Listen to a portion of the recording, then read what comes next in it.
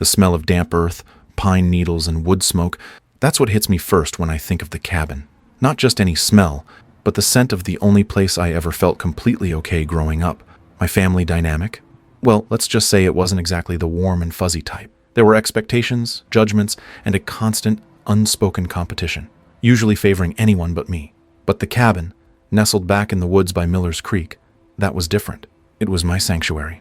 My grandfather, Dad's father, built it mostly himself back in the 60s. Rough-hewn logs, a fieldstone fireplace that drew smoke perfectly if you knew the damper's sweet spot, and a porch that looked out over nothing but trees. He wasn't a man of many words, but up there he'd talk. He taught me how to properly stack firewood so it wouldn't tumble, how to identify birds by their calls, how to patch a leaky roof joint with tar that smelled like progress. He'd let me help him fix the squeaky floorboards, patiently showing me how to countersink the screws. Those weekends, away from the critiques and the pressure cooker atmosphere back home, they were my happy memories. He passed away when I was 19, and hitting the cabin afterward felt like holding on to the last tangible piece of him, of that uncomplicated acceptance. My parents inherited it, of course, along with my Aunt Helen, but they rarely used it. Dad found it too rustic, and Mom complained about the lack of modern conveniences. Aunt Helen loved the idea of owning a cabin, the status it implied, but not the actual spiders or the silence. So mostly it sat empty, slowly succumbing to the elements. I started going up more often in my 20s, doing basic upkeep, clearing gutters, keeping critters out, making sure the pipes didn't freeze. It felt like honoring Grandpa, and honestly, like reclaiming my own peace of mind. It wasn't just sentimentality driving me, though. My family had a habit of viewing my resources as theirs. I remember clearly, maybe 5 years back, Dad calling me in a near panic. Some investment opportunity had gone sour, and they were short on the mortgage. Could I possibly loan them, say, $15,000, just until things stabilized? They'd pay me back with interest, absolutely. I was doing okay then, steady job, savings building. It felt wrong to say no, so I transferred the money. Stabilization never seemed to arrive, and neither did repayment. Whenever I'd gently inquire, Dad would wave it off. Times are still tight, son. You know how it is. Then I'd see Mom's new landscaping or hear about their cruise plans. That $15,000 just vanished into the ether of their selective financial amnesia. It was a pattern. I was the responsible one, the reliable one, which apparently translated to the default family ATM. My career choices, too, were subject to constant comparison, usually unfavorably, against my Aunt Helen's more impressive trajectory, or at least more loudly broadcasted one. I chose engineering, steady, methodical, good income, but not flashy. Aunt Helen was in high-end real estate, always talking deals, wearing expensive suits, driving luxury cars leased through her business. Never mind that my quiet stability paid my bills and allowed me to bail them out occasionally. It wasn't aspirational enough. You know, Mom would sigh sometimes after a call with Helen. Your aunt really knows how to make things happen. Maybe you should think bigger? Dad would just grunt agreement. They never understood that bigger for me meant peace, autonomy, and maybe, just maybe, restoring Grandpa's cabin to its former sturdy glory. Even my connection to the cabin wasn't safe from their judgments, mostly filtered through Aunt Helen. I remember fixing Thanksgiving dinner at my parents' place a few years back. My phone rang. It was the neighbor up by the cabin, Mr. Henderson, just checking if I knew a big storm had knocked a tree near the roofline. I said I'd drive up that weekend to check. After I hung up, I overheard Aunt Helen stage whispering to Mom in the hallway, "Is he always going up there? Doesn't he have anything better to do?" Honestly, that place needs professional management, not just puttering. Mom just made a non-committal noise. It stung. Puttering was me patching the roof Grandpa taught me to fix, checking the foundation he laid, keeping his legacy alive. To Helen, it was just an asset being underutilized by the less ambitious nephew. The seeds of resentment, already sown by that unpaid loan, and the constant criticism, took deeper root. They didn't value the cabin. Not really. They didn't value my connection to it. And they certainly didn't value the work I put into it. That conversation stuck with me. The decision to do a full restoration wasn't sudden. It came after a particularly bad winter 3 years ago. A pipe I hadn't winterized perfectly had burst in the small bathroom, causing water damage. The roof was shedding shingles like confetti. Some rot was showing on the porch supports. It was reach a critical point. Either invest seriously or watch Grandpa's cabin slowly dissolve back into the earth. I couldn't let that happen. I drew up plans. This wasn't going to be cosmetic. It needed serious structural work, updated systems, proper insulation, things Grandpa would have done himself if he'd had the modern materials and, frankly, the funds. I priced everything out meticulously. Foundation reinforcement, new septic system. The old one was barely grandfathered in and failing. Upgraded electrical because the wiring was ancient and unsafe. Proper insulation, new energy-efficient windows, a metal roof that would last 50 years, and addressing the water damage and porch rot. The initial estimate was daunting. Somewhere north of $40,000 if I did a lot of the skilled labor myself. I presented it to my parents and Aunt Helen. Predictably, they balked. "$40,000?" Dad sputtered. "We don't have that kind of money to pour into that old place," Aunt Helen sniffed. "For that price, you could practically build something new and fashionable." The implication was clear. They weren't contributing a dime. Fine. I knew they wouldn't.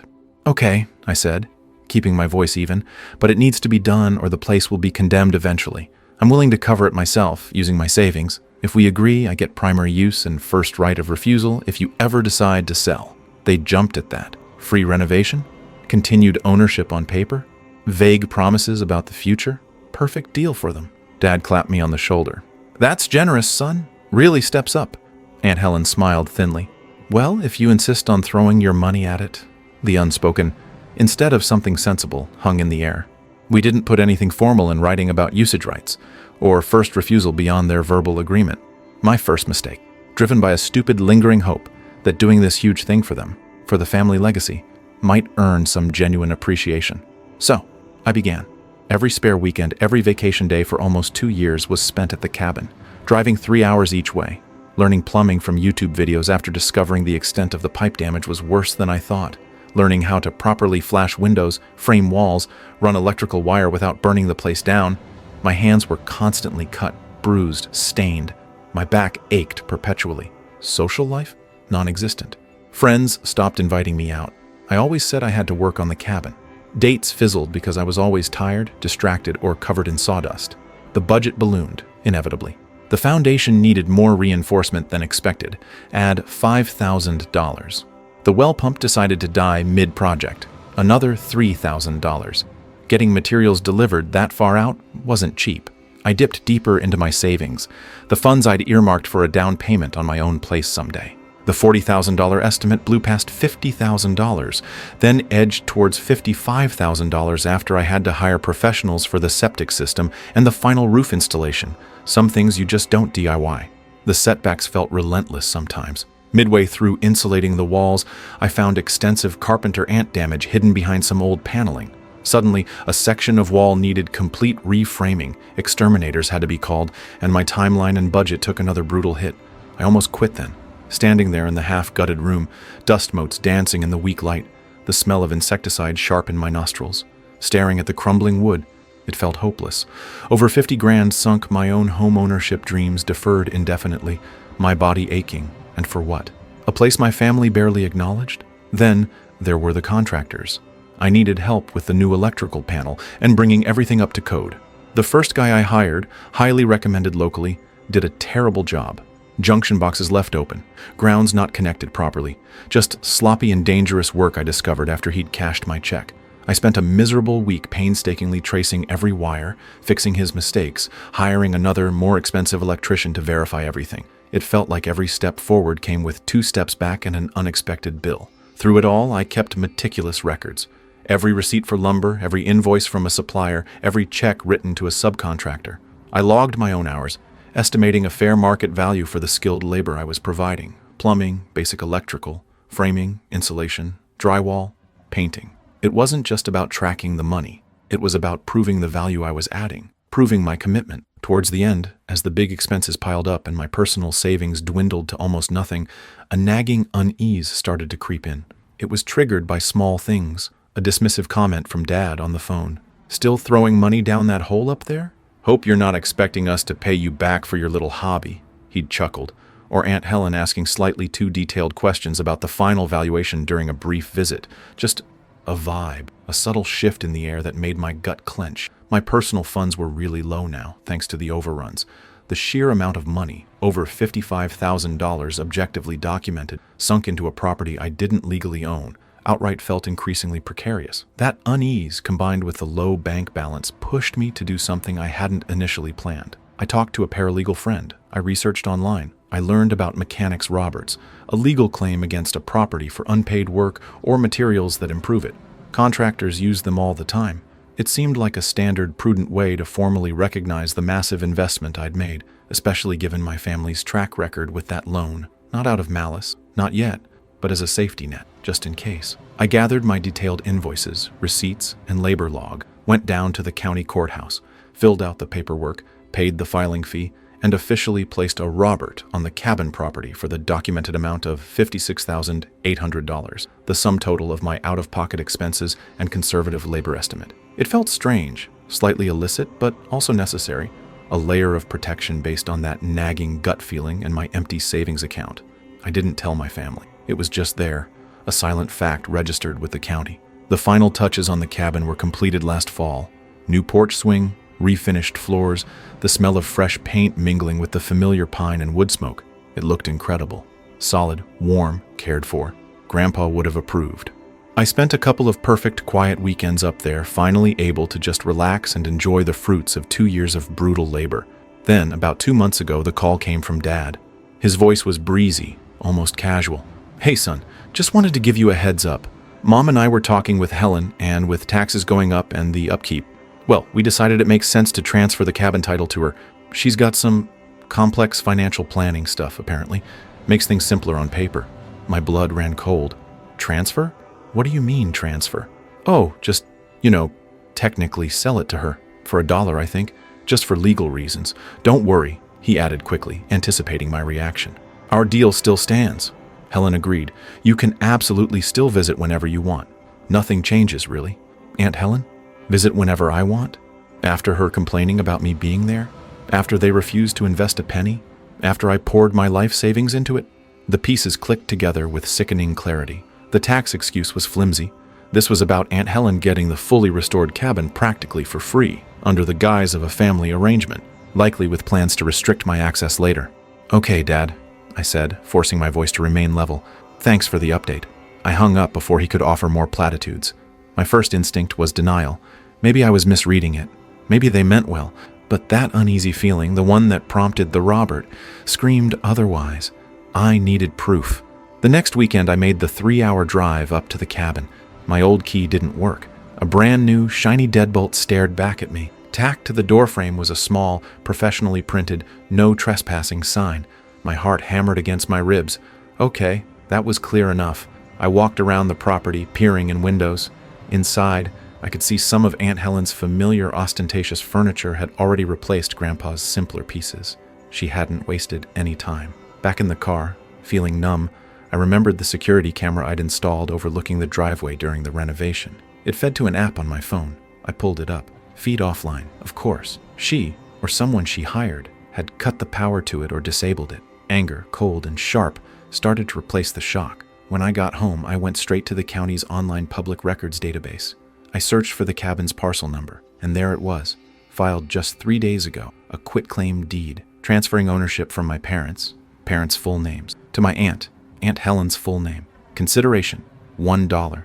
The proof, stark and undeniable, staring me in the face. The promise of access, the family arrangement, all lies. This was a calculated grab, executed the moment my work was finished. My hands were shaking, but my mind was weirdly calm. Years of being the responsible one, the ignored one, the family ATM. It all coalesced into a single point of ice-cold clarity. They didn't value the cabin, they didn't value Grandpa's memory, and they certainly didn't value me. They saw my $56,800 investment, my 2 years of sweat and sacrifice, as nothing more than a free upgrade for Aunt Helen's portfolio. I picked up the phone and called Dad. "Hey," he answered, still with that false casualness. "Everything okay?" "Just wondering about the cabin, Dad," I said, my voice perfectly level. "Tried to go up this weekend. Looks like the locks are changed." A slight pause. "Oh, right. Helen mentioned she wanted to get it secured. New insurance policy, I think. You know how she is.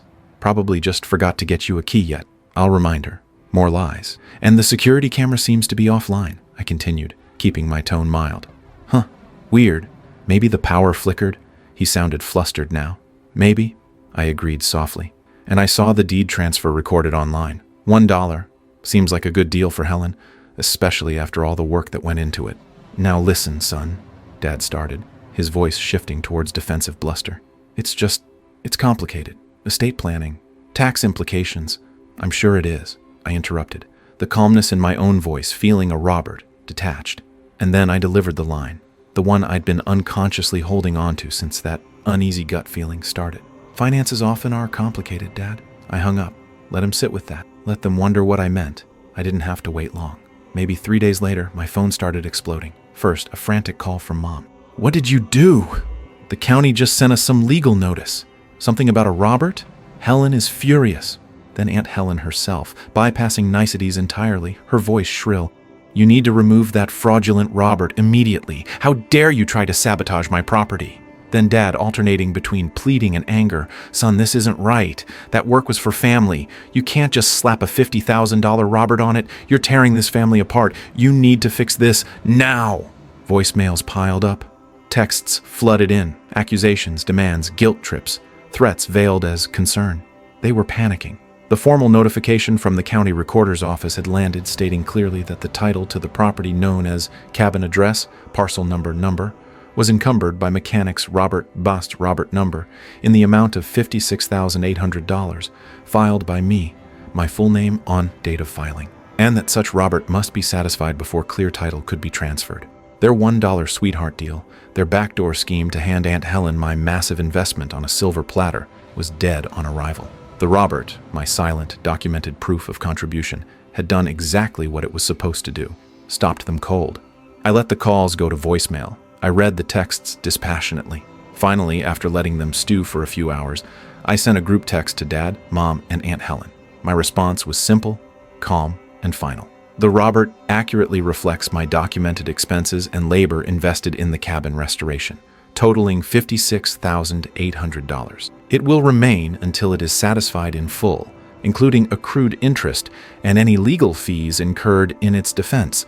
Do not contact me further regarding this matter unless it is through legal counsel or includes confirmation of full payment. I hit send, then blocked their numbers. Phase 1 was complete. The battle lines weren't just drawn, they were fortified, and they had absolutely no idea how much further I was willing to go. The silence after blocking their numbers was, initially, a relief. The constant barrage of accusations and demands stopped. But I knew it wouldn't last. My family, particularly Aunt Helen when she felt entitled to something, didn't just give up. They regrouped, and predictably, they escalated.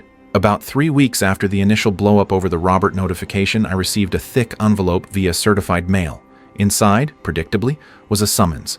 My parents and Aunt Helen, listed as plaintiffs, were suing me. The legal jargon boiled down to this. They claimed the money I spent on the cabin was a voluntary gift, that the restoration work was partly unauthorized or unnecessary, and that the mechanic's Robert was therefore fraudulent and filed maliciously solely to obstruct the legitimate transfer of property to my aunt. They demanded the immediate removal of the Robert, plus damages for emotional distress and obstruction of the sale. Reading it, I didn't feel panic, just a grim sort of resignation followed by a hardening resolve. They were actually trying to paint me as the villain after everything. Okay, if they wanted a fight, they'd get one. They clearly hadn't learned anything from that unpaid $15,000 loan years ago. They still thought I'd just roll over. My first call wasn't to them, obviously, but to finding a good lawyer. Not just any lawyer, but a shark.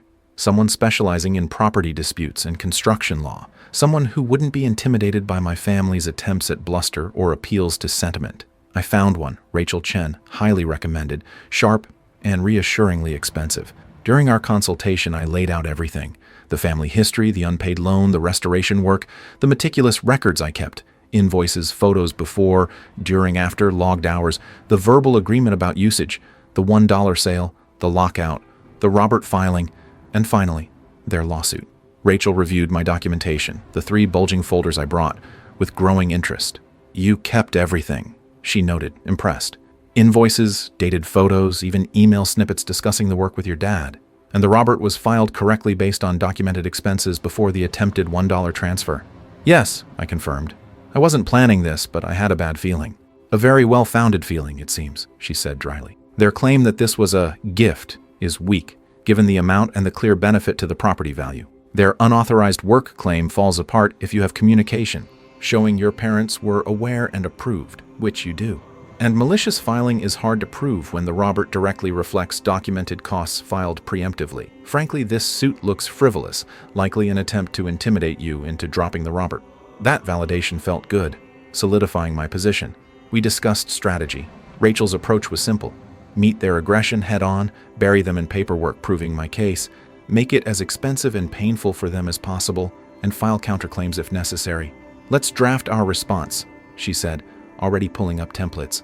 "We'll show them exactly how unprepared they are for this fight." While Rachel handled the legal back and forth, the other expected attack vector began: emotional blackmail. Since I'd blocked my parents and aunt, the messages started coming through other relatives: cousins, my grandmother, mom's mom, who always took my mother's side, even dad's sister, who usually stayed out of things. The themes were consistent. Voicemails forwarded to me: "Your mother is beside herself. You need to call her." Texts from cousins: "Dude, just drop the Robert. It's not worth destroying the family over a stupid cabin." An email from grandma: "I know your grandfather wouldn't want this fighting. Can't you just find peace? Your parents and aunt are suffering terribly." One cousin even tried ambushing me at the grocery store, launching into a guilt trip about family loyalty. Each message, each attempt, I documented: date, time, who contacted me, the gist of the message. I didn't respond to any of them. It was noise, designed to wear me down, make me feel guilty for defending myself against their theft and lies. Seeing it laid out in a log just made it look pathetic, reinforcing my decision to stay detached. They weren't suffering because of my actions. They were suffering the consequences of their own greed and betrayal being exposed. Their lawsuit, however frivolous, and their coordinated emotional assault crossed a line for me. Simply defending the Robert wasn't enough anymore. They initiated legal action.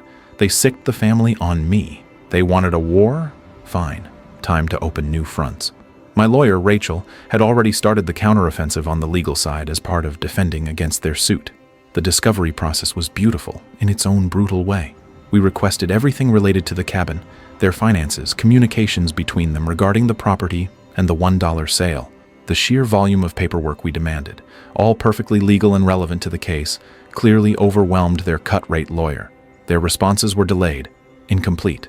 We filed motions to compel. We scheduled depositions for my parents and Aunt Helen, which Rachel assured me would be deeply unpleasant for them under meticulous questioning. Every legal step we took was calculated not just to win, but to maximize their legal costs and stress, precisely because they had filed such a baseless suit against me in the first place. Payback via billable hours. Next, I revisited that old $15,000 unpaid loan from my parents. For years, I'd mentally written it off, accepting I'd never see it again. But their current actions, suing me after I'd invested nearly 4 times that amount into their property, then trying to give it away, incinerated any lingering familial consideration. I drafted a formal demand letter referencing the original transfer date, the purpose stated then, and the lack of repayment.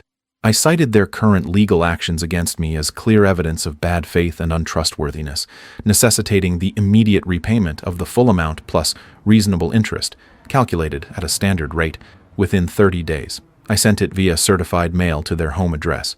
More fuel for their fire, more documented pressure. Then came the most satisfying step.